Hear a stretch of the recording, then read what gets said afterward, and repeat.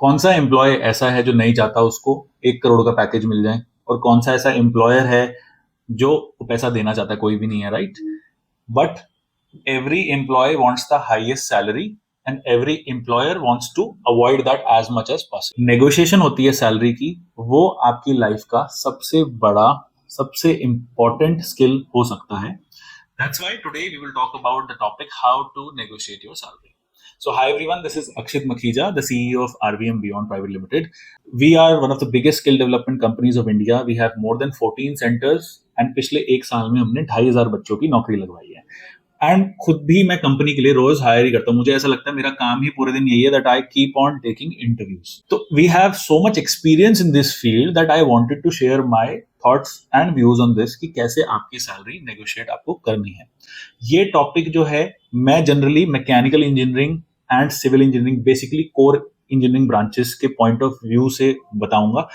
But ये concepts आपको हर चीज में हेल्प करेंगे, no matter what field, what level, what kind of skill you are at, it will help you. अगर आप एक सीए हो, अकाउंटेंट हो, if you are a digital marketer, if you are a software engineer, we will also discuss the India salary guide. Exactly आपको पता चलेगा कि क्या आपकी सैलरी किस रेंज में होनी चाहिए ऑन एन एवरेज, एंड किस फैक्टर पे डिपेंड करती है, कैसे आपकी सैलरी बढ़ सकती है, क्यों नहीं बढ़ रही है. कभी कभार लोगों की नौकरी चेंज करने पे सैलरी में जंप आता है, कभी कभार इवन डिक्लाइन भी आता है, और क्यों डिक्लाइन आता है, we will even talk about these things. तो पहली बात जो मैं ये सब चीजें बातें आपको बताऊंगा, this is based purely on my experience. Okay, so I do career counseling personally of almost every student that joins at RVM CAD, and I'm always available for my for personalized career counseling, and I don't charge anything for it. It's completely free of cost. तो हम इतने लोगों की career counselling करते हैं, इतने लोगों की जॉब लगवाई है, इतनी कंपनीज से हमने बात करी है, because I am also the owner of a company, and हम फरीदाबाद, दिल्ली, एनसीआर में more than 900 companies we know. So we know the hiring process, कि किस तरीके से आपकी सैलरी एक्चुअली बढ़ सकती है, और क्या होनी भी चाहिए सैलरी, वो भी आपको पता होना चाहिए. तो मेरे पास अभी, और कैसे, first of all I tell how I came to this idea कि मैं इस टॉपिक पे वीडियो बनाऊंगा. So I was hiring for the role of an HR executive. तो किसी ने अप्लाई करा, लिंक्डइन पे मैंने एड्स डाली, सब कुछ करा, got some resumes, and I asked the a previous salary of a person, and she said, like, let's say an amount X, कि मुझे इतनी मेरी salary है. So before coming for the interview, she said कि अगर आप इसका 30-40% ज्यादा दे पाएंगे तो मैं इंटरव्यू के लिए आऊंगी. And I was really shocked कि ना आपने इंटरव्यू दिया, ना आप क्लियर हुए, ना आप मुझसे मिले, और आप सीधा मान के बैठे हैं कि जॉब चेंज करोगे तो 30-40% हाइक तो हमें मिलेगा ही. ऐसे तो फिर सारे लोग एक एक साल में नौकरी बदलते रहते हैं, 3-4 साल में 10 गुना हो जाएगी हमारी सैलरी 30-40% के हिसाब से, आप मैथ्स कर लो. So and it was very shocking to me, because this person was an HR, मतलब एक ह्यूमन रिसोर्स का एक some professional is expecting a 30% hike before even giving the interview. This was very shocking to me. So I thought कि यार, ये जब human resource वालों को नहीं पता, तो हमारे बेचारे engineers को तो बिल्कुल कुछ नहीं पता होता. So I should make a video. So firstly we'll talk about the main factors on which salaries depend. तो ये factors जो हैं, these are not hard and fast rules. Let's suppose मैं कहता हूँ कि education matters a lot. Of course it matters a lot, but ऐसा नहीं है कि जो IIT से नहीं है उसको कहीं जॉब ही नहीं मिलेगी, या वो एक top VP level, CEO level पे नहीं पहुंच सकता. he definitely can, बट इसमें बहुत सारे फैक्टर्स होते हैं. Basically it's not just one factor, and factors का कॉम्बिनेशन जो है वो डिसाइड करता है कि आप किस तरीके से you can what stage you stand at. Okay, तो फ्रेशर्स की हम बात करेंगे, and this is by the way, this is not with respect to engineers और one particular group of people. This is with respect to everyone. ये rules सारी जगह apply होते हैं. So we are talking about freshers, which means fresh college graduates, या वो लोग जो अभी just pass out होने वाले हैं. उनके लिए मेरे ओपिनियन में, इन माय ओपिनियन, आप गूगल करेंगे तो बहुत सारे आपको, if you google how to give a successful interview, they will be like wear a tie, wear a this that. Tie नहीं पहनोगे तो नहीं लगेगा क्या इंटरव्यू क्लियर नहीं होगा? That's not true. गूगल पे जो भी होता है वो कंटेंट राइटर लिख रहे होते हैं, जिनको सिर्फ एक टारगेट दिया जाता है कि आपको इतने वर्ड्स में लिखना है. They don't have technical knowledge. So what I'm going to say, I at least have some technical and experience with hiring and getting people placed. तो पहला जो सबसे main important factor for a fresher is obviously education. We cannot discount that. Education is very important.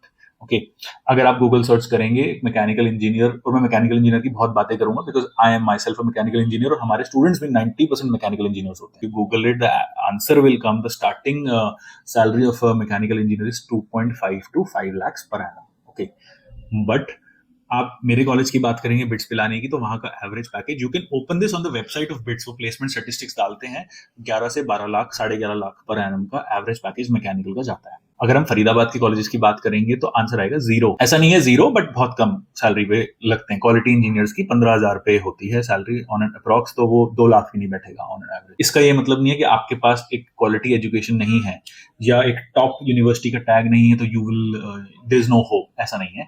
The second most important thing is skills. In fact, it is not even second most, it is as important as education. अगर मैं एक हाथ पे education रखता हूं तो दूसरे हाथ पे मैं स्किल रखूंगा। एजुकेशन और ब्रांड नेम से आपको सिर्फ एंट्री मिलेगी, आप वहां परफॉर्म नहीं कर पाएंगे, आपको कुछ नहीं आता तो वहां से भी आपको निकाल देंगे। बड़ा एक बेसिक सा फॉर्मूला है। अब जो रेलेवेंट स्किल्स हैं आपकी इंजीनियरिंग के हिसाब से, वो मैं इस वीडियो में नहीं बता सकती because it will get really really long. जैसे मैकेनिकल इंजीनियर के लिए CAD design skills, project management skills, programming skills, simulation skills आ गई। ऐसे सिविल के लिए structure analysis is a very in demand skill, BIM हो गया, बिल्डिंग इंफॉर्मेशन मॉडलिंग हो गया। For a CA, CA should know taxation, should know auditing.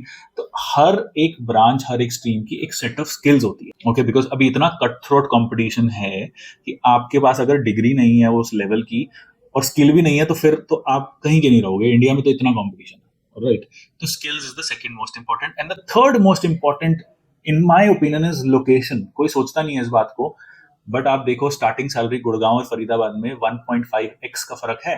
मतलब 10,000 एक स्टार्टिंग सैलरी फरीदाबाद में है, तो गुड़गांव में लेट्स सपोज जो 10,000 ले रहा है वो 15,000 लेगा गुड़गांव में और 20,000 लेगा मुंबई में, बिकॉज लोकेशन के खर्चे उस हिसाब से होते हैं। And in my opinion only these three things are important for freshers: education, skills and location. अगर आपके पास एजुकेशन है, स्किल है और आप सही जगह बैठे हो तो 100% जॉब लगेगी। अगर आपके पास एजुकेशन है, स्किल है पर आप बैठे हो छत्तीसगढ़ में, no offence to anyone from Chhattisgarh, but वहां पे ज्यादा इंडस्ट्रीज नहीं है, तो आप कुछ नहीं कर सकते। वर्क फ्रॉम होम लग सकती है, but again it is very tough. Now we are talking about experienced people. उसमें ये तीन चीजें तो मैटर करेगी lifetime: education, skills and location. Fourth thing उनके पास आ जाएगी work experience, quality of work experience, कि आपने जो काम किया है वो किस लेवल का किया है, क्या रिस्पॉन्सिबिलिटीज आपने ली है, कितनी आपकी प्रीवियस सैलरी थी, ये सारी चीजें will also depend. And fifth is also personality, because at a higher level जब आप एक हायर पोजिशन पे जा रहे हैं, एंड जनरली सब लोग हायर पोजीशन पे मैनेजमेंट की साइड चले जाते हैं, you will have to manage people someday और later to grow in your life. ये आप मान के चलो, आप एक डिजिटल मार्केटर भी हो, आप जितने अच्छे डिजिटल मार्केटर हो जाओ, अगर आपको सैलरी चाहिए 20 लाख, 30 लाख, 40 लाख पर एनम की रेंज में, तो आपके नीचे कम से कम 10 और लोग काम करेंगे। And if you can not manage them, no matter how good you are personally, you will not be able to grow. तो टीम जो ग्रोथ होगी, किसी भी इंडस्ट्री में ले लो आप, खुद का काम आपको स्टार्ट करना है, if you are not able to expand your team and manage those people effectively, you cannot make higher income. Okay, तो उसमें आपकी पर्सनल कम्युनिकेशन, पर्सनालिटी मैनेजमेंट आ जाती है। So we have talked about what are the most important factors, parameters, but अब तक ये बात नहीं हुई कि भाई सैलरी लगेगी कितनी। So we will be talking about India salary guide. ये एक ऐसा रिसोर्स है जो 99% people I talk to, they don't even know it exists, and it is so important. इसमें इंडिया की सारी सैलरीज लिस्टेड है ऑन एन एवरेज। ये एक एवरेज पॉइंट है कि आपकी सैलरी कितनी होनी चाहिए, and it will give a very fair number based on many data sets कि एग्जैक्टली कहाँ पे आप फिट करते हो। Okay, so we will be talking about the India salary guide. You can see, and ये 2023 की है। This is made by Michael Page and Page Insights, very comprehensive. So as you can see on the screen कि हम salary के अंदर, ये देखो इन्होंने मेन फैक्टर्स भी लिस्ट कर रखे हैं: company culture, leadership, all those things. आप इसको पढ़ो। इसका हम पीडीएफ गूगल ड्राइव में अपलोड करके we will put in the description.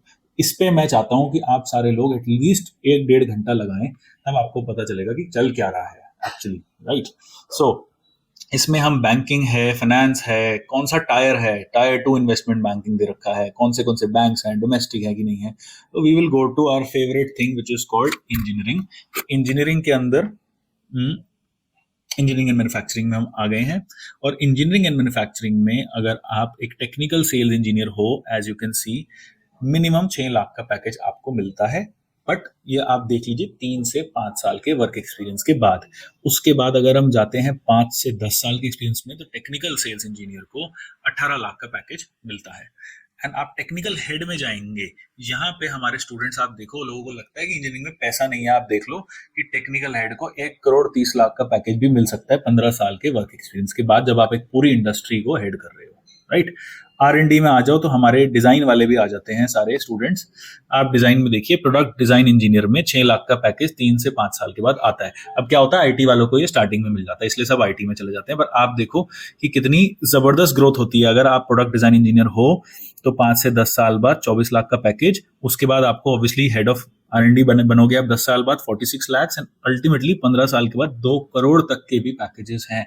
Which means the head of R&D of Mahindra और टाटा और फोर्स मोटर्स और Sonalika tractors, they are making more than 2 crore per annum. तो कहाँ नहीं है पैसा। उल्टा आईटी में तो ये 15 साल वालों को भी नौकरी से निकाल देते हैं।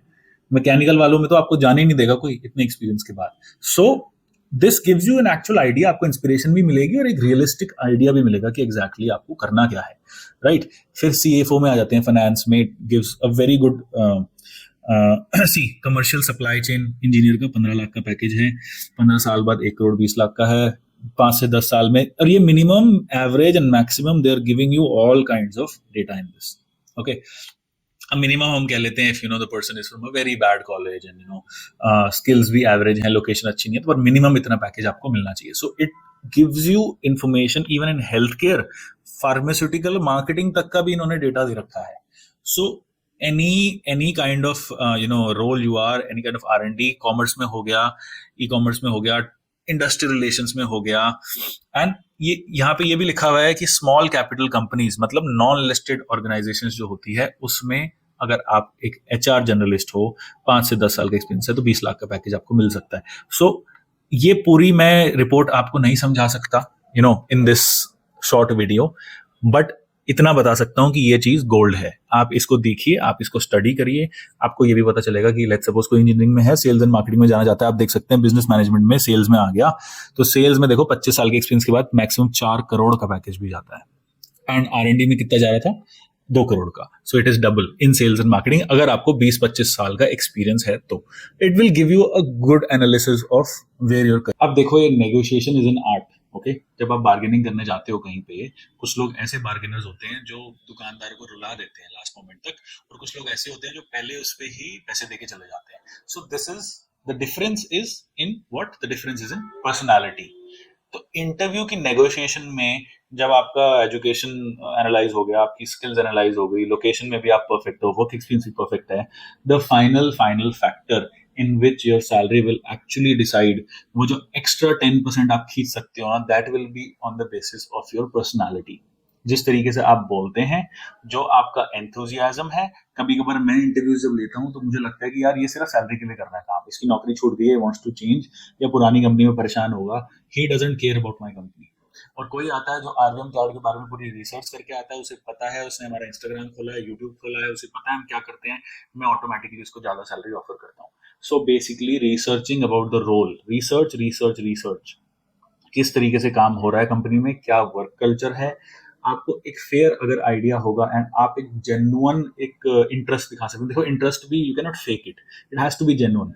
If you can show genuine interest in working for a company, you will get selected. हमारा एक स्टूडेंट था, एक स्टार्टअप आया था, ईवी स्टार्टअप कंपनी आई थी, ही शोड, उसने बोला ही नहीं, उसने कहा sir I don't care about the salary, I want to work with you. He said it so many times in the interview that he got the highest package himself. तो एक genuine interest होता है, तब आपकी salary उस level पे negotiate हो सकती है, बिकॉज यू आर इंटरेस्टेड। उसको पता है, द हायरिंग पर्सन और द टेक्निकल हेड और even the owner that of the company, that ये एक्चुअली काम करेगा और इंटरेस्ट से करेगा, okay. So you can not negotiate first of all जब आप खुद एक हाई ग्राउंड पे नहीं है। ये कोई ट्रिक्स वाली वीडियो नहीं है कि आपकी कोई स्किल्स भी नहीं है, एजुकेशन भी नहीं है, और आप अपने बातों बातों में सैलरी ले जाओ। इतना, no one is an idiot in this world, specially someone who is taking your interview. He knows exactly कि आपको कितना आता है। तो आप अगर, you can not bullshit your way into getting a job, उन्हें पता है कि आपको कितना आता है। तो आप नेगोशिएशन पहली बार तभी कर पाएंगे जब आपकी स्किल्स और आपकी एजुकेशन और आपका वर्क एक्सपीरियंस उस लेवल का है कि आप नेगोशिएशन के लायक हो। First of all, that is the main bottom line. उसके बाद भी you will be able to negotiate only if your personality is very good. Enthusiasm भी आपने दिखा दिया, बट आप ढंग से बात नहीं कर पा रहे हैं, you cannot negotiate. Your personality, the way you talk, your confidence, your dressing sense, all of these factors are very very important. तो अगर आपको एक complete package बनना है, don't just invest in your skills, also invest in your soft skills. Soft skills जो होते हैं उसकी किसी classes लेके आप improve नहीं कर सकते. It improves with time, जिसमें आपको खुद को आपको you have to be good at public speaking, you have to be confident speaking in front of strangers. You can तो ये एक ऐसी चीज है जो सालों की प्रैक्टिस से आती है. And obviously patience is also one more thing. कुछ लोग होते हैं जो इंटरव्यू खत्म होते ही कहते हैं कि सैलरी की बात करो. I think it is best for you to wait. जो लोग let the employer come to the salary point himself. आप मत शुरू करो. अगर आप शुरू करोगे तो that is a weaker position in my opinion. Make him wait. अगर आप पूछोगे नहीं अपनी सैलरी क्या है तो let him offer the position. और ऑफर करने के बाद you in my opinion you can say that this salary is. अच्छा, एक और चीज कि आपकी प्रीवियस सैलरी के ऊपर डिपेंड करता है. लेट्स सपोज आप अगर एक कंपनी छोड़ के दूसरी कंपनी ज्वाइन करोगे एंड उस कंपनी में पिछली कंपनी में एवरीथिंग हैज बीन गुड तो आपकी सैलरी इंक्रीज ही होगी. But if you have been fired या लेट्स सपोज आपको कोई मेडिकल इमरजेंसी थी और कंपनी बीच में छोड़नी पड़ गई without serving the notice period तो आपकी सैलरी का इंक्रीज नहीं आएगा. That's why notice period serve करना इज वेरी वेरी इंपॉर्टेंट. तो अगर आपने company without notice period without relieving letter आप जा रहे हो कि मेरे को सैलरी आप ऑफर करो तो वो पक्का जाएगा कि यार ये तो भाग के आया. Maybe he did something bad, maybe he had a disciplinary problem. You take your relieving letter, उसमें लिखवाओ अपने मैनेजर से that the person did good work and then you can expect a higher salary. अगर आप छोड़ के आते हो. अगर आप existing काम कर रहे हो and you are applying then for the position get selected, then you are at a stronger point because आपके पास एक second मतलब एक जो ओरिजिनल जॉब है वो तो है ही आपके पास. But if you are jobless, you left your job and then you are searching for a job, then you are obviously at a weaker position. Salary negotiation में एक और चीज लास्ट पॉइंट है, be prepared to justify. आपकी personality अच्छी है, सब कुछ है, आप कहते हो सर आपको लेट्स सपोज 6 लाख का ऑफर है and you are expecting 8 lakh तो वो आपको नेक्स्ट क्वेश्चन पूछेगा why and you need to be able to answer why do I deserve 8 lakh. तो उसमें आप बोल सकते हैं कि sir these are the standard salary, I know what is the standard salary that is going on. I can bring value to your company. I can you should have a plan कि इस role में exactly किस तरीके से आप value दे सकते हो. देखिए अगर आप वैल्यू दोगे तो कोई कुछ भी सैलरी देगा आपको because you are able to increase the revenue of the company. So you have to be able to justify what you can offer in terms of value. तो ये सब पॉइंट्स जो थे ये सब मैंने आपको बताए. अगर आपको बहुत अच्छी लगी वीडियो तो please like share and subscribe our channel. And कुछ भी आपको लगता है कुछ भी पूछना है करियर काउंसलिंग चाहिए तो please comment in our comment box. Thank you so much and all the best.